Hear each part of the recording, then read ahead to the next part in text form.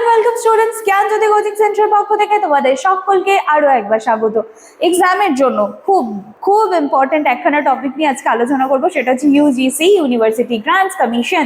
আমি কিন্তু বারংবার বলে আসি যে এই জায়গাগুলো কিন্তু খুব খুব ইম্পর্টেন্ট। এনসিইআরটি, ইউজিসি, এগুলো কিন্তু খুব ইম্পর্টেন্ট তোমাদের এক্সামের জন্য। তো চলো সেই মতোই আজকের ক্লাস বা আলোচনার বিষয় আমরা শুরু করছি। তার আগে একটু দেখে নিচ্ছি আমরা যে তোমরা যারা চাইছো আমাদের সাথে যোগাযোগ করতে, এখানে দুটো নাম্বার দেখতে পাচ্ছ, যে কোনো একটি নাম্বারে কল করো, আমাদের সাথে সরাসরি কথা বলো, যে কোনো রকমের ডাউট, যে কোনো রকমের কোয়ারি সমস্ত কিছু ক্লিয়ার করে দাও।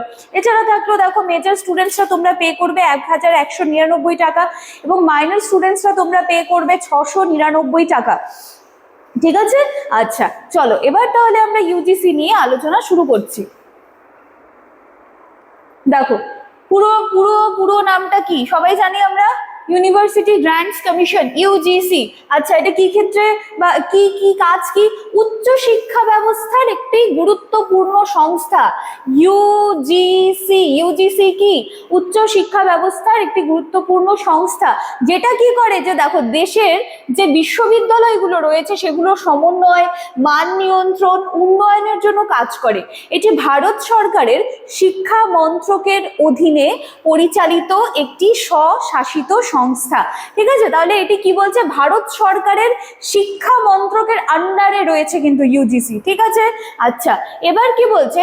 ইউজিসি প্রতিষ্ঠিত হয় 1956 সালে, ইউজিসি অ্যাক্ট 1956 অনুযায়ী। ভালো করে দেখবে, এর প্রধান উদ্দেশ্য ছিল ভারতের যে বিশ্ববিদ্যালয়গুলো ছিল সেগুলির উন্নয়ন, অর্থনৈতিক সহায়তা প্রদান এবং শিক্ষার মান বজায় রাখা। তার মানে বিশ্ববিদ্যালয়গুলো যে ছিল সেগুলোর বিভিন্ন ধরনের যে কি বলবো প্রোগ্রাম বলো বা সেগুলোকে চালাতে গেলে যেই ধরনের অর্থের প্রয়োজন রয়েছে, সমস্ত কিছু শিক্ষার মান থেকে নিয়ে আর্থিক সহায়তা সমস্ত কিছু কিন্তু কে দেখে? সমস্ত কিন্তু দেখে হচ্ছে ইউজিসি। ঠিক আছে, সমস্ত কিছু কিন্তু ইউজিসি দেখে। আচ্ছা এবার চলে আসি আমরা ইউজিসির ফাংশনস গুলো নিয়ে। চলো কি বলা হচ্ছে? সবার প্রথমে অর্থ সাহায্য প্রদান করা। সবার প্রথমে কি বলা হচ্ছে? অর্থ সাহায্য প্রদান করা। বলছে বিভিন্ন বিশ্ববিদ্যালয় ও কলেজে উন্নয়নের জন্য এই যে গ্র্যান্ট করা বা অনুদান দেওয়া। তারপর কি? উচ্চশিক্ষার মান নিয়ন্ত্রণ করা।